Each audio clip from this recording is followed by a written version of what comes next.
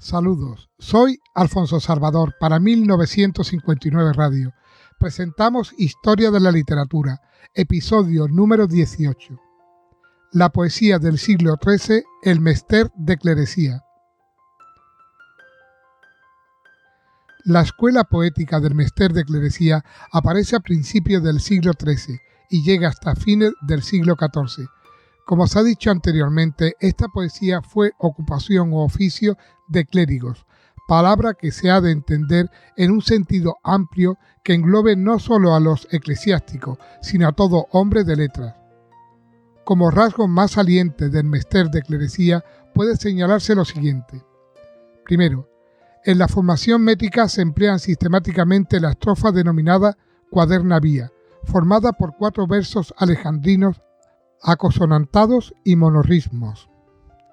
Segundo, el lenguaje, en general, es más culto que el de la épica popular, pero el afán vulgarizador que mueve a estos poetas les obliga a usar a menudo vocablos y giros tomados del habla vulgar y propios del pueblo sencillo a quienes se dirigen.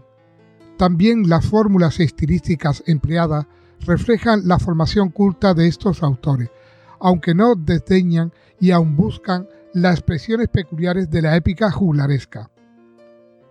Tercero, en su temática predominan los asuntos religiosos o moralizadores.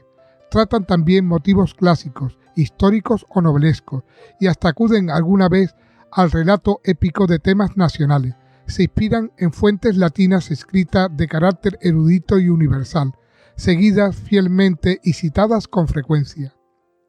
Cuarto, añádase a estos rasgos una característica predominante en la producción clerical, en un fin docente y educativo, y a la vez que divulgador. Estos caracteres separan las dos escuelas poéticas medievales. A la primera época del mester de clerecía, siglo XIII, pertenecen las obras de Berceo, el libro de Apolonio, el de Alexandre y el poema de Fernán González. Berceo. Gonzalo de Berceo es el más antiguo poeta castellano de nombre conocido. Fue natural de Berceo, Logroño, y pasó la mayor parte de su vida en el vecino monasterio de San Millán de la Cogolla. Allí se educó, fue ordenado sacerdote y vivió como clérigo secular, o quizás como monje, hasta la segunda mitad del siglo XIII.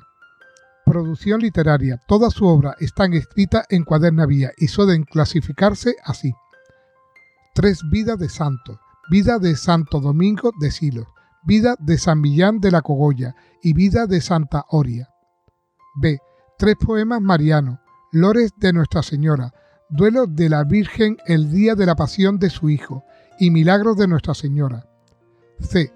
3 obras de asuntos varios, Martirio de San Lorenzo, el sacrificio de la misa, los signos que aparecieron antes del juicio.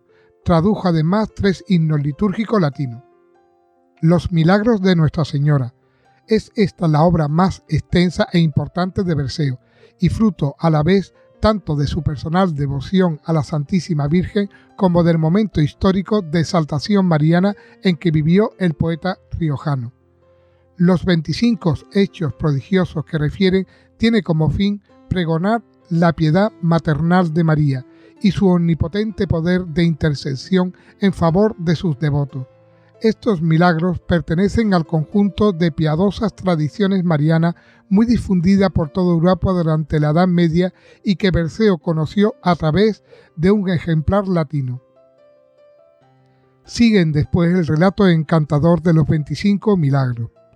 La piedad cristiana, las artes plásticas y la literatura han perpetuado la actualidad de algunos, como el de la casulla que regala la Santísima Virgen a San Ildefonso, defensor de la virginidad de la Madre de Dios. El del ladrón devoto, que se le libra de morir en la horca porque la Virgen coloca la mano entre la soga y el cuello. El milagro de Teófilo, que pacta con el diablo para que le responda en sus antiguos cargos de vicario del obispado, hasta que, arrepentido, recobra la cédula del contrato por intercesión de la gloriosa. El tema del pacto diabólico se repite, entre otras obras, El mágico prodigioso de Calderón y en el Fausto de Goethe. El último de los milagros es el de la iglesia robada, ocurrido en España en aquellos días. Dos ladrones roban en una iglesia. Uno de ellos, clérigo, despoja de su toca a una imagen de la Virgen, pero se le quedan pegadas sus manos al fruto de su robo, que se frustra por el desconcierto de los malhechores. Caracteres del arte de Berceo. Berceo no es un autor original ni pretende serlo. Al contrario, frecuentemente hace profesión de atenerse al texto en que se inspira y llega a interrumpir la narración cuando no tiene a mano las fuentes literarias. Esto no impide que sea poeta muy personal. Suyas son las expresiones, las ambientaciones y la devota e ingenua viveza del relato. Como poeta se muestra hábil versificador, prosaico a veces, pero con muchos momentos de sincera inspiración. Maneja con soltura recursos estilísticos, tales como la aliteración y el hiato. Su léxico es culto, pero en su afán de acercarse al pueblo como trovero de la Virgen, utiliza expresiones populares y graciosos diminutivos. Berceo es uno de los valores castellanos rehabilitados por los autores de la generación del 98. Hoy sigue próximo a nosotros, por la austeridad de su arte natural y sencillo, y por la simpatía y candor ingenuo que emanan de su alma buena y profundamente religiosa. Libro de Apolonio. Es un poema inspirado en una antigua novela bizantina muy divulgada en la Edad Media, por medio de varias versiones latinas.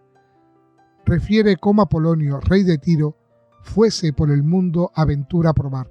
Náufrago y mendigo, casa después con una princesa de la que tiene una hija, Tarsiana. Esta le es robada y convertida más tarde en juglaresa. Es al fin hallada por su padre, que también recobra a su esposa, a la que había dado por muerta. El anónimo autor del relato muestra en él fértil imaginación y dotes no comunes de delicadeza y sensibilidad estética. La figura de Tarsiana es una creación original, precedente entre otros personajes literarios femeninos de la gitanilla de Cervantes. Libro de Alessandre es el poema más extenso del Mester de Clerecía, tiene más de 10.000 versos y narra la vida de Alejandro Magno, basándose en diversas fuentes y mezclando elementos de procedencia heterogénea. La figura del gran conquistador está vista desde la confusa situación cultural de la época. Esto explica las inexactitudes históricas y los graciosos anacronismos del relato. El poema se ha atribuido a Juan Lorenzo de Astorga, pero sin plena seguridad, y es, según Menéndez Pelayo, la obra de más aliento entre las de los siglos XIII y la primera tentativa de epopeya clásica en nuestra lengua, además de un repertorio del saber enciclopédico de su autor. El mérito principal de este reside en el cromatismo y viveza de las descripciones, como la de la alegoría de los meses y la tienda de Alejandro, y la de la reina Telestrix, y la de las maravillas de Babilonia. Poema de Fernán González. A mediados del siglo XIII, tal vez por un monje de Arlanza, se escribió este poema, cuyo espíritu y bastantes rasgos de estilo revelan influencia muy pronunciada de los cantares de gesta, de uno de los cuales procede seguramente. La obra comienza con un resumen de la historia de España, hasta enlazar con el verdadero tema, que es la historia, más o menos novelada, del conde Fernán González, héroe de la independencia castellana. El poema, aunque bastante imperfecto, es muy interesante para el estudio de nuestra épica, como muestra de lo que contrarian las gestas acerca de la popular figura del conde castellano. El relato está penetrado de entusiasmo religioso y de cierto sentido nacional que no impide el visible apego a lo local, con que el autor enaltece a Castilla sobre los otros reinos de España.